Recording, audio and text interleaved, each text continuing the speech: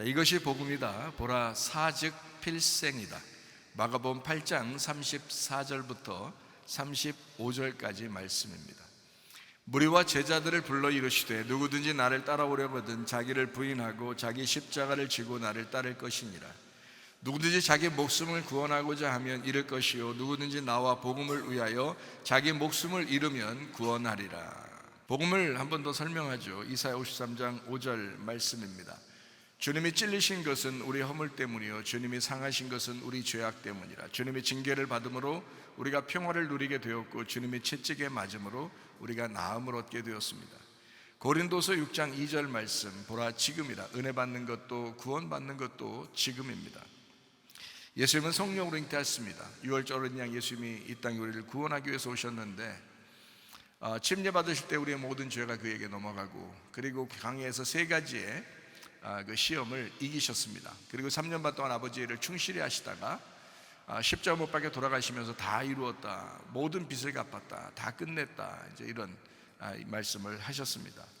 그 예수님이 우리의 구원자가 되시고 치료자가 되시고 회복자가 되신다라고 했습니다.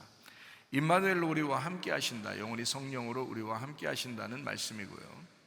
그런 예수님이, 그 승리하신 주님이 우리를 위해서 죽으시고 부활하신 그 주님이 우리와 함께 하신다라는 그런 말씀입니다.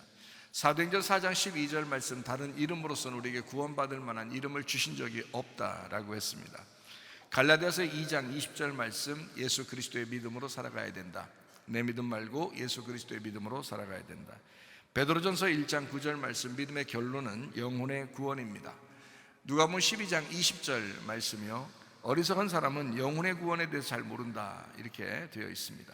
베드로전서 2장 25절 말씀, 예수 그리스도는 우리의 영혼의 목자와 감독자가 되신다. 베드로전서 4장 10절 말씀, 선한 청지기같이 너희가 서로 봉사해야 된다라는 그런 말씀입니다.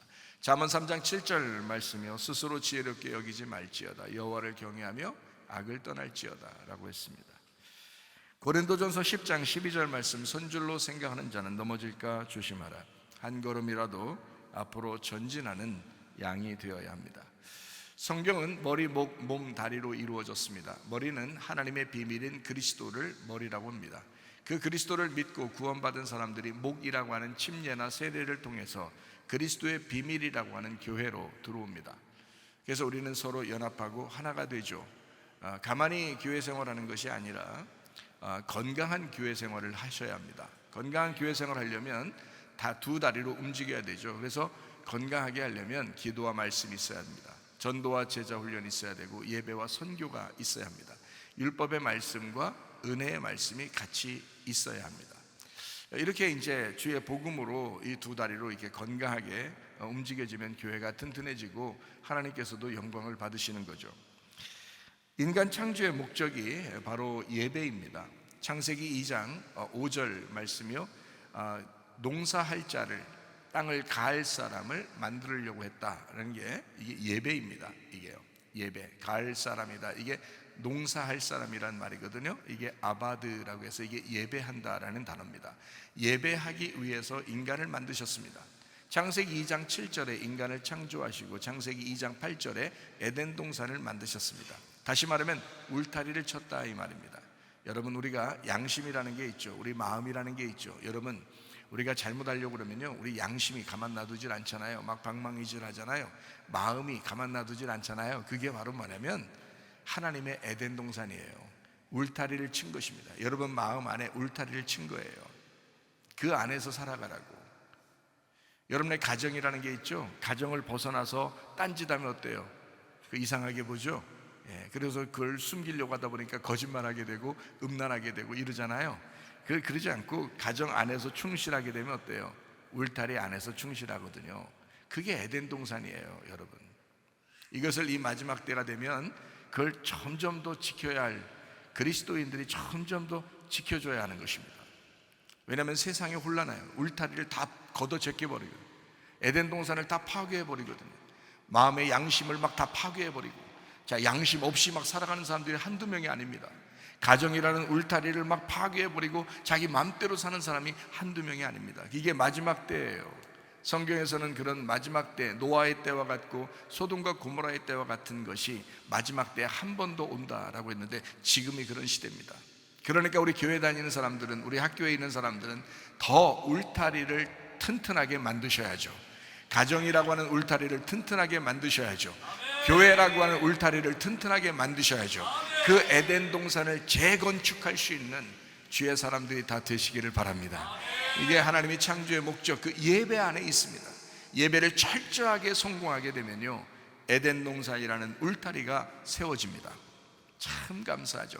에덴 동산이라는 울타리 안에서 예배하는 자는 그 에덴 동산을 리빌트하는 것입니다. 다시 건축하는 거죠. 에덴 동산이 아담과 하와가 선악과 먹고서 다 파괴가 됐잖아요. 이것을 여러분 마음 안에서, 여러분 가정 안에서, 여러분 우리 교회 안에서 이 에덴 동산이 다시 건축된다. 놀라운 일이잖아요. 하나님의 기적적인 일, 하나님의 놀라운 역사, 우리 마음 가운데 일어나야 되고, 여러분 가정에 일어나야 되고, 우리 교회 안에 일어나야 하는 것입니다. 이런 놀라운 역사가, 이게 지금 마지막 때 우리가 지켜내야 할, 그래서 성문 기도학교가 있었던 거예요. 그래서 성문 기도학교를 하나님이 세우신 겁니다. 그냥 막 이루어지지 않기 때문에 만들어내야 하니까, 젊은 아이들을 특별히 이걸 만들어내줘야 하니까, 하나님이 그걸 만들어내는 것이니까. 그래서 성문 기도학교가 있는 거지. 성문 기도학교에서 하루아침에 아이들이 변하지 않아요. 지금도 계속 변해가고 있는 거고, 지금도 완성해 나가고 있는 거지. 졸업이 어디 있습니까? 사실은 인생의 졸업은 없죠. 계속해서 만들어 나가야 되는, 주님 만날 때 그때 완성되잖아요. 그때까지 계속 만들어 나가는 거예요. 하나님의 그 원하는 그릇으로 만들어 나가는 거, 이게 우리의 모습, 우리의 삶이 되어야 되는 거죠. 요한복음 4장 23절 24절의 말씀입니다. 아버지께 참되게 예배하는 자들은 영과 진리로 예배하는데 하나님은 찾으신다. 하나님은 영이시기 때문에 영과 진리로 예배하게 된다라는 말씀입니다. 디모데전서 4장 5절 말씀, 말씀과 기도로 너희가 거룩하게 된다라고 되어 있습니다. 그래서 하나님 말씀을 저도 이게 증거하잖아요. 어떨 때는 막 세게도 얘기하고, 어떨 때는 부드럽게도 얘기하고 그러거든요. 우리 학생들도 마찬가지예요. 그렇게 말씀을 증거하고 얘기하는데, 우리 학생들이 목사님을 굉장히 좋아해요. 제 착각은 아니에요. 왜 그러냐면, 학생들이 왜 저를 좋아하냐면 말씀을 자꾸 전해주니까 그런 거예요. 말씀을 솔직하고 진실하게 자꾸 전해주니까 그 말씀을 듣는 학생들이 좋아할 수밖에 없는 거예요. 저도 물론 학생들을 좋아하지만 학생들도 저를 좋아해요.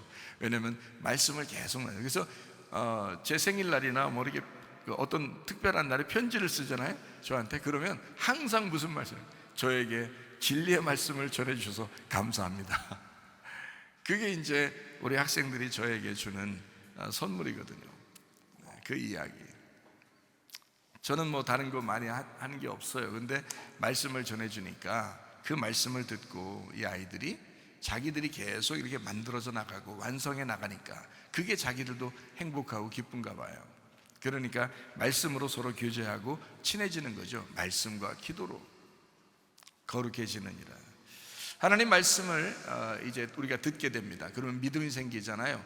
믿음이 생기면 구원을 받아요. 그 믿음으로 구원받는다고 그러잖아요. 그래서 구원을 받으면요, 예배를 드리게 돼 있습니다. 예배를 드리게 되면 뭐 해요? 하나님 말씀이 중심이죠. 하나님 말씀을 자꾸 듣게 됩니다. 하나님 말씀을 또 들으면요, 거기서 하나님을 알게 돼요. 아, 하나님이 이런 분이었구나. 하나님은 아주 우리에게 그 거룩하신 하나님이시기도 하지만 하나님 우리에게 사랑을 베푸시는 하나님이구나 라는 것을 자꾸 깨닫죠. 그래서 하나님의 거룩함과 하나님의 사랑을 깨닫게 됩니다. 하나는 율법을 깨닫고 하나는 은혜라는 복음을 깨닫게 되는 거예요. 이렇게 이제 말씀을 자꾸 알게 되니까 하나님을 점점 알게 되죠. 하나님 점점 알게 되니까 어떻게 하게 돼요? 서로 사랑하게 됩니다. 그래서 서로 하나가 돼요. 교회에서도 하나가 되고, 목장에서도 하나가 되고, 학생들끼리도 서로 하나가 되고, 이렇게 됩니다. 만약에 서로 하나가 되지 않는 사람은 아직 하나님을 제대로 알지 못해서 그런 거예요. 하나님을 제대로 알게 되면 서로 하나가 돼요. 가정에서도 서로 하나가 되고요, 하나님 제대로 알게 되면요, 교회에서도 서로 하나가 되고요. 그 당연한 것입니다. 우리 교회가 가장 주장하는 게 뭐냐면 서로 하나 되라, 서로 사랑해라. 그 가장 많이 주장하죠, 우리 교회가.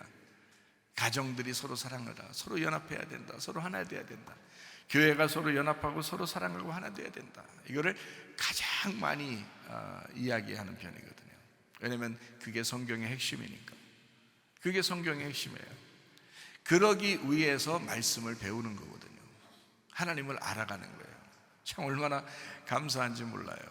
요한복음 8장 32절 말씀이요, 진리를 알지니 진리가 너희를 자유롭게 하리라 라고 되어 있습니다. 우리가 거짓하고 또 거짓말 듣고 이러면요, 자유하지 못해요.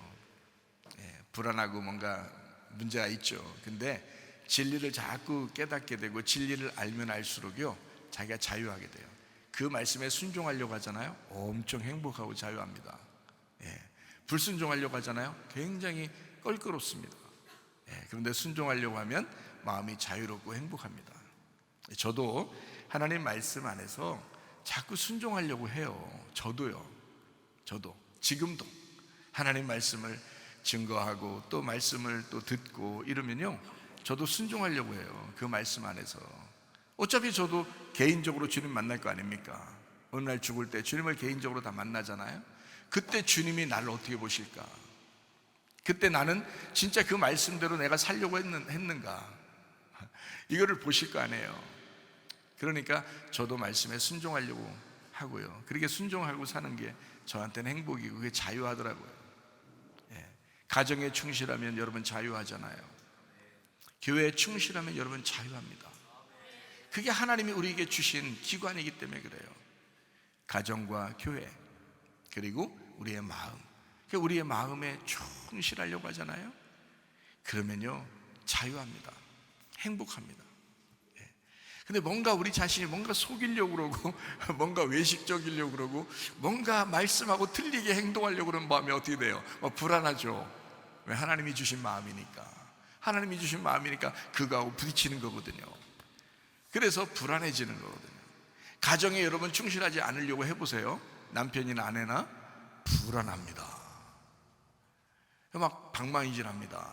그거 하나님이 주신 기관에서 방망이질하는 거거든요. 교회에 여러분 충실하고, 오늘도 식사당번, 우리 한나의 식사당번이었는데 식사당번 준비하시면서 저한테 식사 준비하시면서 뭐라고 하잖아요. 행복해요. 식사 준비하는 게 너무 행복해요. 뭐 이래요. 교회 활동하니까, 교회 순종하니까, 교회 일을 하니까 너무 행복해요. 기뻐요. 즐겁습니다. 이러더라고요. 그렇죠? 저도 행복하고 좋아요. 그걸 보니까. 그렇습니다. 그래요. 가정에 충실하고 교회에 충실하고 여러분 양심이라는 마음에 충실하게 되면요, 그럼 행복합니다. 그럼 여러분 자유하게 돼 있어요. 그게 진리가 자유롭게 한다는 거예요. 하나님의 진리는 어디에서 적용되는 거냐면 여러분의 마음 안에서 적용되고요, 여러분의 가정에서 적용되고요, 여러분의 교회에서 적용되는 것입니다. 그러면 행복한 거예요. 그 말씀대로 살려고 하는 거예요. 그럼 행복해요. 거기 그 말씀대로 살려고 하지 않으면 굉장히 불안해지고 힘들어요. 자유하지 못합니다. 뭔가 억압당하고요, 뭔가 좀 이상해요. 근데 자유하면 좋잖아요. 진리 안에서 자유하다. 진리를 알지니 진리가 너희를 자유롭게 할 것이다. 그 진리라는 단어가 뭔지 알아요? 알레테이아라는 단어입니다. 알레테이아라는 단어가 뭔지 알아요? 란다노라는 단어에서 온 것입니다. 란다노가 뭔지 알아요? 는 부정이고요, 란다노가 감추어졌다라는 말입니다. 감추어지지 않았다라는 게 진리예요. 예수님이 이 땅에 오셔서 감추어지지 않았다. 자기를 다 드러냈다. 언제 자기가 완전하게 드러나나요? 죽을 때입니다. 죽을 때, 그때 깨끗해지는 거예요. 사람이 죽으면 다 드러나게 돼 있어요. 그렇잖아요. 그거예요. 그게 복음입니다. 그걸 진리라고 그러는 거예요. 여러분, 가정에서도 죽는 자가 사는 것입니다. 교회에서도 죽는 자가 사는 것입니다. 죽고자 하면 사는 거예요. 예수님은 죽고자 했더니 예수님이 부활하셨잖아요. 우리가 죽고자 하면 살아나는 것입니다. 그게 사즉 필생입니다.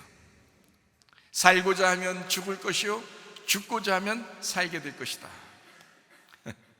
예수님은 그렇게 사셨습니다. 우리는 그 예수님을 따라가는 거예요. 예수님은 실제로 죽으셨죠. 그리고 부활하셨죠.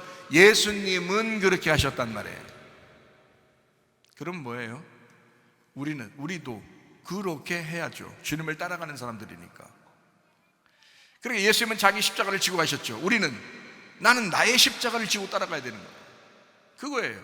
그게 마가복음 8장 34절 35절의 말씀입니다. 무리와 제자들을 불러 이르시되 누구든지 나를 따라오려거든 자기를 부인하고 자기 십자가를 지고 나를 따를 것이니라. 누구든지 자기 목숨을 구원하고자 하면 잃을 것이요 누구든지 나와 복음을 위하여 자기 목숨을 잃으면 구원하리라. 우리나라의 어떤 장군도 이 얘기를 했다고 그러죠. 어쨌든 죽고자 하면 살고요, 살고자 하면 죽는 것입니다. 이게 복음이에요. 놀라운 복음입니다. 여러분 가정에서도 교회에서도 여러분의 마음 안에서도 내가 죽고자 하면 그게 진리고요, 그게 깨끗해지는 방법입니다. 죽는다는 데야 무슨 겁나는 게 뭐 있겠습니까? 아니 죽자고 하는 데야 무슨 겁나는 게 뭐 있겠어요? 그 사람 죽으려고 한다는데 겁나는 게 없죠. 그러니까 모든 게 자유한 거예요. 죽고자 하면요. 사실 자기가 자꾸 살려고 그러니까 복잡해지는 거 아닙니까? 선악과 왜 먹었어요? 인간이 선악과 왜 먹었어요? 그 살려고 먹은 거예요. 하나님처럼 돼보려고, 하나님처럼 눈 좀 밝아져 보려고, 뭔가 자기가 좀 한번 살아보려고 선악과를 먹은 거예요, 아담과 하와가. 그랬더니 진짜 어떻게 돼요? 하나님하고 분리가 되는 죽음이 찾아왔다고요. 하나님과 떨어졌다고. 그거를 연결을 누가 시켜줘야 돼? 예수님이 시켜줘야 돼요. 왜냐하면 하나님이 자기가 인간을 만들었어요. 자기가 선악과를 만들고 자기가 생명나무를 만들었어요. 자기가 만든 거를 자기가 만든 인간이 먹은 거예요. 자, 누가 해결해 줘야 돼요? 인간이 스스로 해결할 수 있습니까? 못해요. 그래서 하나님 스스로가 이거를 해결해 주러 온 게 하나님의 아들 예수 그리스도라고요. 하나님의 아들 예수 그리스도가 자기가 스스로 해결해야 되니까 어쩔 수 없어요. 해결할 수 있는 방법은 죽는다, 이거 먹으면 죽는다라고 했으니까 그 죽음으로밖에 해결이 안 되는 거예요. 그래서 예수님이 이 땅에 와서 인류의 모든 죄악을 자기가 죽으면서 해결하신 것입니다.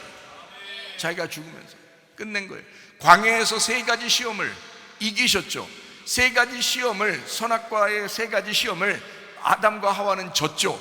근데 광야에서 예수님은 그 3가지 시험을 이기셨죠. 그리고 자기의 목숨까지도 내버렸죠.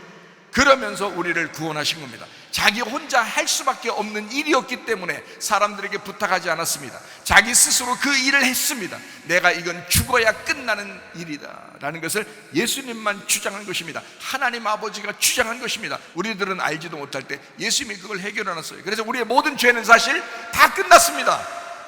어떠한 죄악도 다 예수님이 다 담당하셨습니다. 문제는 이제 내가 그 사실을 믿느냐 하는 것입니다. 그 사실을 믿으면 은혜를 받는 것이고, 은혜 받은 사람들이 모이는 곳이 바로 교회고요. 그래서 하나님을 찬양하고 예배하는 것입니다. 다른 사람들은요, 몰라서 못하는 거예요. 그러니까 알려주면 되는 거예요. 그 알려주는 걸 전도라 그러는 겁니다. 또 알려주는 걸 훈련이라 그러는 것입니다. 그래서 알려주는 거예요. 그 사실을, 예수 그리스도라는 그 은혜를, 너를 위해서 죽으신 그 예수를 알려주는 겁니다.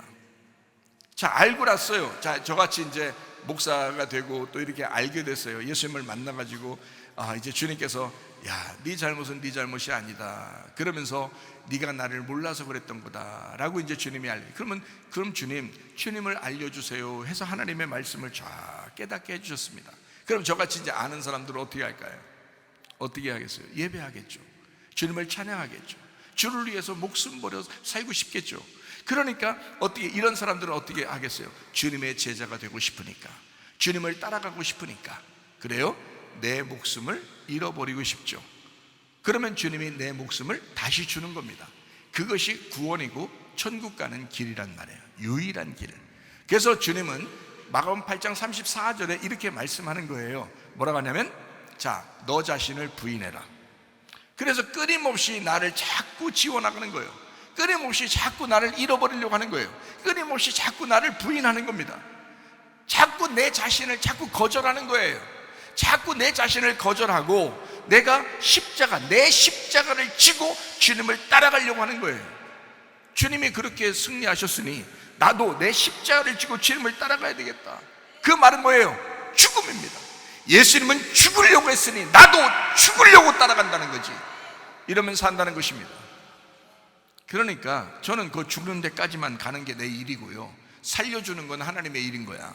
이해가 되시죠? 그거를 영혼의 구원이라 그런단 말이에요. 그걸 영혼의 구원이라 그렇게 말해요. 우리 교회에서 늘 주장하는 그 말씀입니다. 죽고자 하는 자는 살 것이다. 예. 생즉 필사, 사즉 필생. 이게 우리 기독학교의 교훈입니다. 제 사무실에 딱 있어요. 이렇게 생즉 필사, 사즉 필생. 누가 한문으로 이렇게 써줬어요. 한문 잘 쓰는 사람이 그걸 써줬어요. 그래서 그걸 액자에다 딱 이렇게 교훈으로 가지고 있거든요. 살고자 하면 죽을 것이요, 죽고자 하면 살 것이다. 우리 어린 학생들이 우리 학교에 입학합니다. 입학하는데 뭘 알겠어요? 그 어린 학생들이, 중학생 애들이 뭘 알겠어요? 고등학교 학생들이 뭘 알겠어요? 이게 무슨 뜻인지, 이게 어떤 큰 의미가 있는지 얼마나 알겠어요? 근데 이 아이들도 그걸 자꾸 외워요. 생즉 필사, 사즉 필생. 살고자 하면 죽을 것이요, 죽고자 하면 살 것이다. 자주 듣는 얘기죠.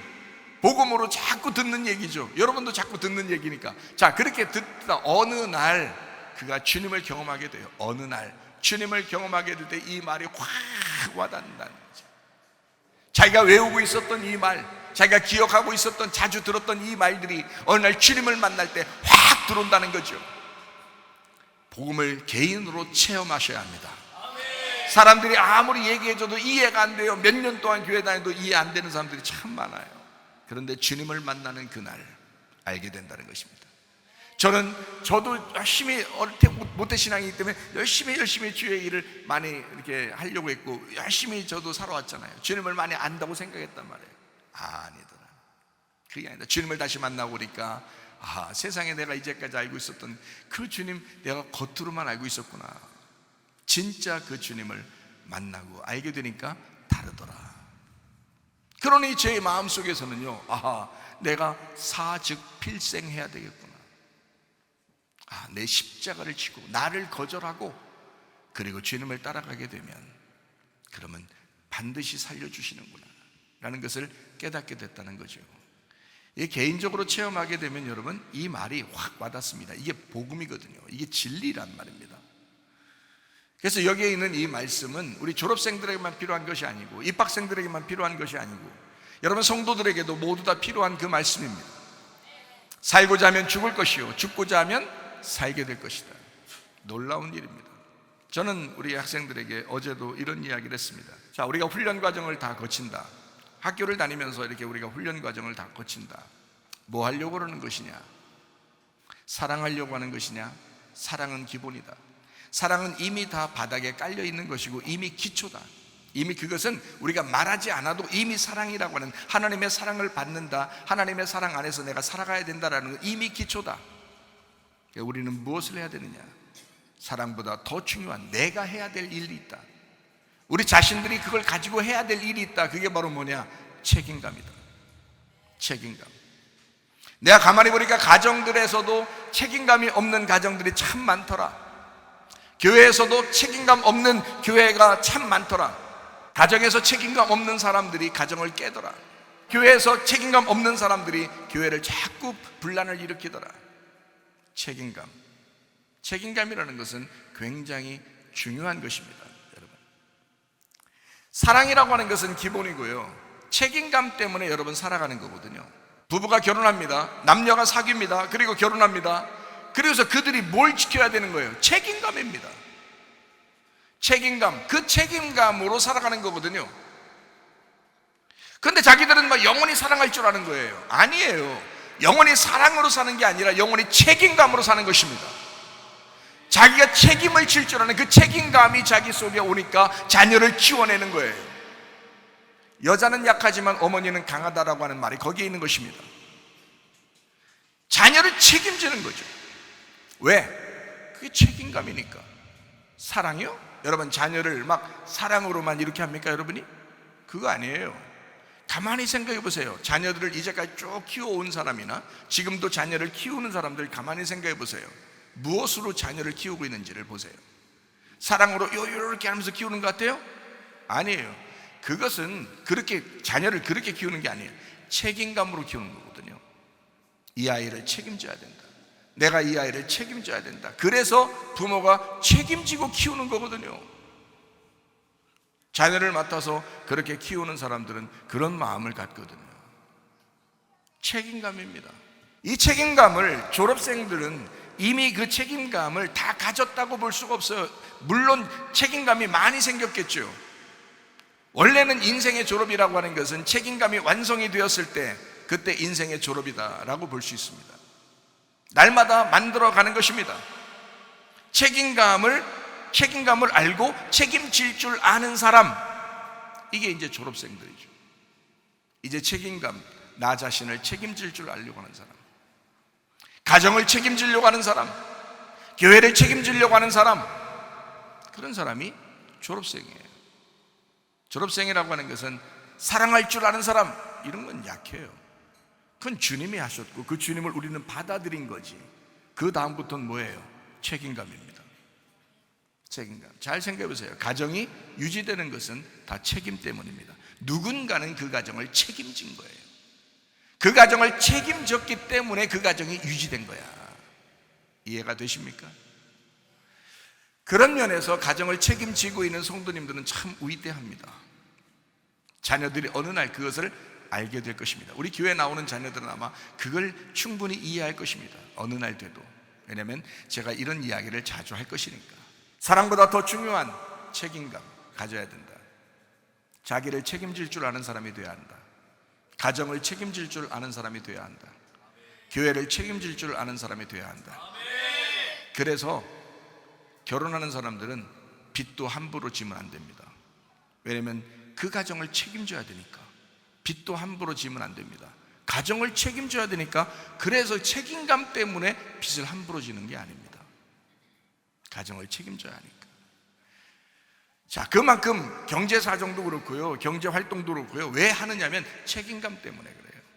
책임을 지려고 하는 마음 때문에.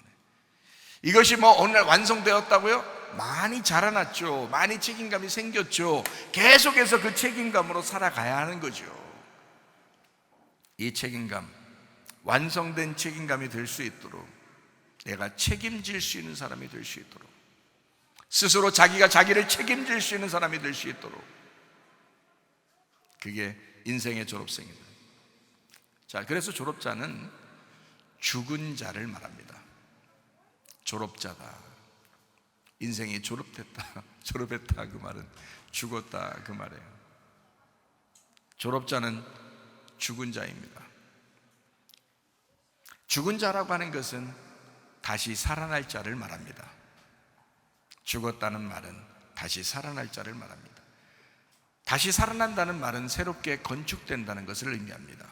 하나님이 네 속에서 너를 다시 건축하고 있다. 다시 완성해 나가고 있다. 다시 너를 세우고 있다. 왜? 졸업생이니까, 죽은 자니까, 다시 살아나야 하니까. 그래서 성경을 제가 이렇게 가만히 성경 보면서요, 성경에서 두 가지의 말씀을 하거든요. 하나는 불뱀의 말씀입니다. 하나는 노뱀의 말씀입니다. 하나는 율법의 말씀이고요, 하나는 은혜 복음의 말씀입니다. 성경에서 하나는 강도가 전해주는 말씀하고 또 하나는 선한 목자가 전해주는 말씀, 이렇게 두 가지로 되어 있습니다. 여러분 가만히 생각해 보세요. 저는 우리 학생들이나 우리 청년들이나 또 여러분 우리 성도들도 이 광야생활, 이 인생의 광야생활을 이렇게 가다 보면요, 사람들이 시험에 들고 유혹을 당하고 넘어지기도 하고 잘못도 하고 실수도 하고 죄를 짓고 그러잖아요. 그럴 때 여러분 좌절하면 안 됩니다. 왜 좌절하면 안 되냐면 그게 우리에게 좋은 기회거든요. 그게 우리에게 좋은 기회인데 그거를 놓쳐버릴 수가 있단 말이죠. 자기에게 어려움이 왔습니다. 힘든 일이 생겼습니다. 고통스럽습니다. 슬픈 일이 생겼습니다. 그래도 우리가 이것을 놓치지 말아야 하는 것은 우리에게 좋은 기회가 왔기 때문입니다. 사람이 막 아프기도 합니다. 너무 아프고 쓰라리고 힘든 일도 겪을 수 있습니다. 이럴 때 우리에게 좋은 기회라는 거죠. 자기가 큰 죄를 범했습니다. 죄를 범했는데 그 죄를 깨달았습니다. 그것 때문에 가슴을 치고 평생을 그 가슴을 쥐어짜면서 살아가야 할 그런 사람도 있습니다. 좋은 기회가 생긴 것입니다. 왜 그러냐면 제가 성경을 보니까 이런 거예요. 성경의 가르침에는 바로 이런 것이 있습니다. 불뱀과 녹뱀, 율법과 복음, 강도와 선한 목자라는 그런 말씀들. 가만히 생각해요. 선악과와 생명나무. 선악과를 먹지 않았으면 생명나무라고 하는 것을 요한계시록에 쓰질 않았을 거예요. 선악과를 창세기에서 먹었지 않았으면, 선악과를 창세기에서 먹었기 때문에 요한계시록에서 생명나무라는 것을 쓴 거거든요. 이게 창세기부터 요한계시록까지의 요약이잖아요. 예를 들어볼까요? 민수기 21장에 보면 이게 불뱀과 녹뱀이 나옵니다. 녹뱀을 이렇게 장대에 달아가지고 이제 불뱀에 물린 자들을 살려줘라 했어요. 그걸 쳐다보는 자는 구원받고 살 것이다 라고 했어요. 자, 어떤 사람이 녹뱀을 쳐다봐야 살아요? 불뱀에 물린 사람이 녹뱀을 쳐다보고 살게 돼 있어요. 그러면 자, 불뱀에 안 물렸다면 어떻게 될까요? 안 물렸다면, 자, 간절한 마음으로 녹뱀을 쳐다볼 수 있을까? 불뱀에 안 물렸기 때문에 녹뱀을 간절한 마음으로 쳐다보질 않는다는 거죠. 자, 다시 말하면 교회에 왔는데 사람이 자기가 죄진 것 같지도 않고, 자기는 잘못한 것 같지도 않고, 자기는 죄인인 것 같지가 않은 거예요. 다른 사람이 훨씬 더 잘못했다고 생각되는 거예요. 다른 사람이 죄인 같은 거예요. 이런 사람들은 자기가 물리질 않은 거예요. 불뱀에 물려보질 않은 거예요. 자기가 죽어가고 있지 않은 거예요. 그렇기 때문에 자기가 의로운 의인이니까, 바리새인 같은 사람이니까, 외식적인 사람이니까 간절한 마음으로 녹뱀이 쳐다보이질 않는 거예요. 진정한 구원의 필요가 없는 거야. 이 사람한테는 은혜가 그렇게 간절하지 않은 거야. 근데 불뱀에 물려보면, 불뱀에 물려서 자기가 죄인이라는 걸 깨닫고, 내가 죄인이구나 막 가슴을 치고, 내가 왜 이런 고통 가운데, 내가 이렇게 슬픔 가운데, 이렇게 괴로움 가운데 내가 살아갈 수밖에 없을까? 이것은 내가 죄인이기 때문이다. 내가 불뱀에 물려보니 나는 죽을 수밖에 없구나라는 사람은요, 녹뱀 봐라 그러면 살려준다면 녹뱀 쳐다볼 수밖에 없다고요. 간절한 마음으로 막 쳐다볼 수밖에 없다고요. 그런 사람은 은혜를 받게 되었습니다. 불뱀에 물린 자가 녹뱀을 쳐다보고 은혜 받는 거지, 불뱀에 물려보지 않은 자가 녹뱀 쳐다보고 구원받는 게 아니었더라고요. 그래서 바리새인들이 구원받는 게 아니었습니다. 예수님을 만났을 때 다 죄인만 구원받았습니다. 성경을 가만히 쳐다보세요. 율법적으로 자기가 죄인이 되었을 때 은혜라는 복음이 필요한 거 아니겠어요? 누가 누구를 정죄할 수 있으며 누가 누구를 비판할 수 있습니까? 여러분 자신들이 그렇게 의롭습니까? 여러분이 그렇게 괜찮은 사람처럼 느껴집니까? 아니요. 오히려 구원받기 어렵습니다. 자기가 죄인이라고 느껴질 때, 자기는 죽을 수밖에 없는, 불뱀에 물려 지금 당장이라도 죽을 수밖에 없는 그런 괴로움 가운데 있는 사람, 그렇게 몸이 아파서 힘든 사람, 그렇게 고통 가운데 슬퍼하는 그 사람들은 녹뱀이 간절하거든요. 녹뱀이 유일한 자기의 희망이거든요. 그걸 쳐다볼 수밖에 없거든요. 그래서 그걸 붙들고 구원받는 것입니다. 교회에 나와서 구원받는 이유입니다. 교회에 나온 사람들은 그래서 구원받는 거예요. 이런 말씀을 듣고, 내가 죄인이구나, 내가 죄인이었구나, 나 같은 것이 어떻게 천국 갈 수 있을까? 이런 사람들만, 성경에 보니 그 사람들만 구원받고 천국 가더라. 겸손한 사람에게 은혜를 베푸시는 하나님, 교만한 자를 하나님이 대적하시는 하나님, 겸손하게 낮춰서라도, 너를 아프게 해서라도, 너를 고통스럽게 해서라도, 너에게 슬픈 일이 일어나게 해서라도, 너를 죄 가운데 있게 해서라도 내가 너를 은혜를 베풀어 줘야 되겠다. 너를 짓눌러서라도, 너를 굴욕당하게 해서라도, 너를 창피하게 해서라도 너에게 은혜를 베풀어 줘야 되겠다. 겸손이라는 그 단어가 그런 단어거든요. 짓눌렸다, 굴욕당했다, 아주 짓밟혔다는 단어입니다. 그래서 아주 납작해졌다, 그런 단어예요. 그런 사람만 구원받는다잖아요. 그런 사람만 은혜를 받는다잖아요. 근데 사람들이요, 의외로 겸손하지 못하고 교만한 사람들이 참 많습니다. 죽어보지 않아서 그런 거예요. 주님을 제대로 못 만나서 그런 거예요. 그렇게 큰 고통이 자기에게 오지 않아 봐서 그런 거예요. 그러나 진짜 죄인은요, 큰 고통 가운데 슬피 울며 이를 가는 사람도 있습니다. 그럴 때 하나님 앞에 기도하는 거죠. 하나님, 나 살려주세요. 하나님, 나를 구원해 주세요. 나 같은 게 어떻게 구원받을 수 있겠습니까, 하나님, 하면서 그 슬픔 가운데 하나님을 찾을 수밖에 없거든요. 불뱀에 물려 지금 아파 죽겠어요. 죽어가고 있어요. 눈을 뜰 힘도 없어요. 그렇지만 눈을 그래도 떠서 노뱀을 쳐다봐야 되거든요. 그런 사람들만 구원받게 되어 있습니다. 하나님은 교만한 사람을 싫어합니다. 하나님은 겸손한 사람을 좋아하십니다. 인생의 졸업이 있다고요? 없습니다. 날마다 우리는 만들어져 가는 것입니다. 날마다 여러분의 마음을 평평하게 만들어져 가는 것입니다. 하나님이 자기에게 쓰임받을 만한, 하나님이 자기에게 꼭 필요한 그릇을 만들기 위해서 여러분을 계속해서 만들어 나가고 있는 것입니다. 여러분, 우리가 힘들고 어려운 일이 있을지라도 진짜 여러분의 가정, 또 교회, 또 목장, 또 여러분의 마음 안에 진정한 평화가 만들어지기를 바랍니다.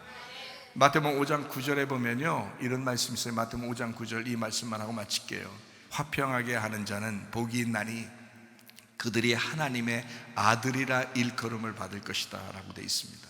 화평이라는 말이 에이레네입니다. 평화. 이게 평화라는 단어만 있는 게 아니라 연합, 하나됨이라는, 일치라는 단어입니다. 여러분, 어떻게 해야지 하나 될 수 있을까요? 어떻게 해야 연합하고 일치가 될 수 있을까요?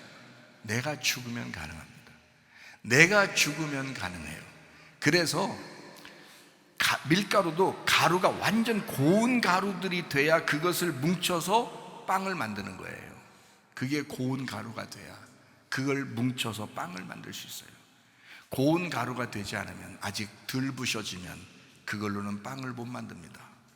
완전히 가루가 된 그 가루들만 모아서 빵을 만들 수 있거든요. 겸손입니다. 내가 죽으면 가능하거든요. 화평하게 만들 수 있는 거요, 피스메이커. 피스라고 하는 것은 샬롬, 솔로몬, 평화, 연합, 일치, 하나됨이라고 하는 예수 그리스도십니다.